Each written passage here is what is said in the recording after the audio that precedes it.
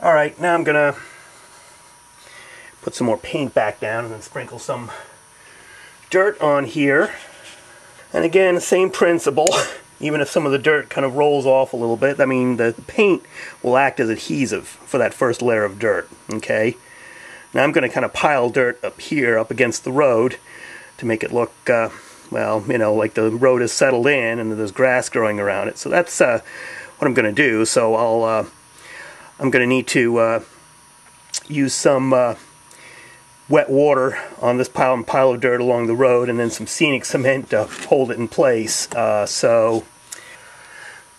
me do this a little section at a time because this acrylic paint dries fairly fast. I'm just going to take my dirt and just put it down like that.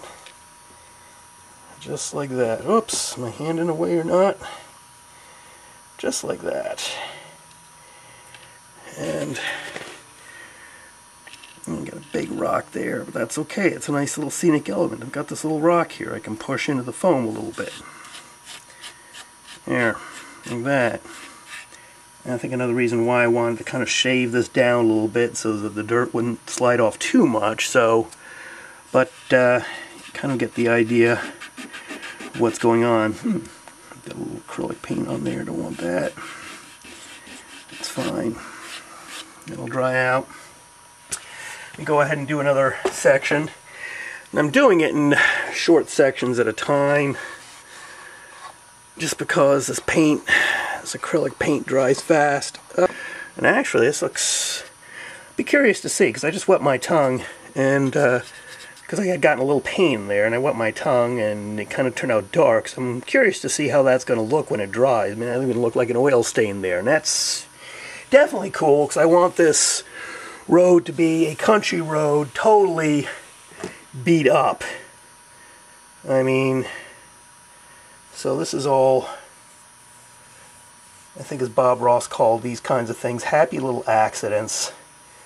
And these kind of happy little accidents can work in your favor. At least I found they've worked in mine. So, let me make an adjustment here. Alright. I'm basically going to be doing the same thing elsewhere on this interchange scene. I'm just going to get a layer of dirt down. Paint it with, well, probably not between the tracks. There'll be ballast filled in here, so that's probably one of the next things I do. But, you know, over here, for example, these flat areas, I want there to be dirt underneath my grass. Real dirt. To give it, basically give it some texture. So, if you want to bypass the use of real dirt, you can do what I did earlier. Take a dark brown, paint over it, make a thick coat, and just spray your grass directly on. Just, you know, let your grass fall directly on it, and the paint will hold it in place. So, kill two birds with one stone. But I'm taking a little extra step, making a little bit more elaborate, so to speak. Alright, get some more dirt. I think you kind of gotten the idea of where I'm going with this, so let me move on to, I've got this little patch done, so you kind of see what I'm doing here with the dirt and with the paint, and using the paint as adhesive to hold the base layer of dirt down. And I've shown you how you can do quick and dirty scenery by just putting paint down and throwing grass on it. That, you know, that'll hold it in place. And I'm going to do some, try a little patching on this road. I'm actually taking some putty and filling in a little pothole here. These little, there's a few dings here, a few chips along the side. Make it look like this road has been patched up. And here's actually a good spot right down here, because it's a little bit rough down here, and it wasn't quite too smooth with my brush right down there. Oh yeah, I can get that thing to wear out. You can put wear and tear in the road just by rubbing your fingers on it, like that. This is water putty. That's what's kind of cool about it.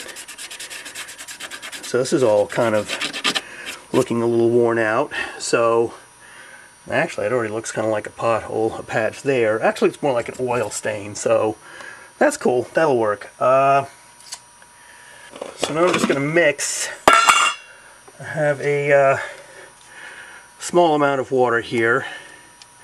Let me start putting some color in the water already. Like that. I don't want to mix a whole ton of this stuff. Just enough to do a little patching here and there. I want these patches that I'm going to make to be fairly dark, so it looks like they're new. And I want to get this fairly thick, almost to the point where it is almost like putty. So actually thicker than what I used to make the road with. I think I mixed this up to I think it was about the consistency of toothpaste. Well, I want to make this a little bit thicker. And one thing you got to keep in mind with water putty, I mean, the acrylic paint will slow the drying time down some, but the thicker the mix is, the more water putty that's in here, the faster it's going to dry. So you got to kind of keep in mind that when you make a fairly thick batch of water putty, your time to work with it is going to be a little bit more limited. Okay, now this is, yeah, it's really kind of doughy, putty-like. So I'm probably kind of limited in how much time I have to work with this. You kind of see the consistency. Nice, thick, like that. Maybe you can't see that too well.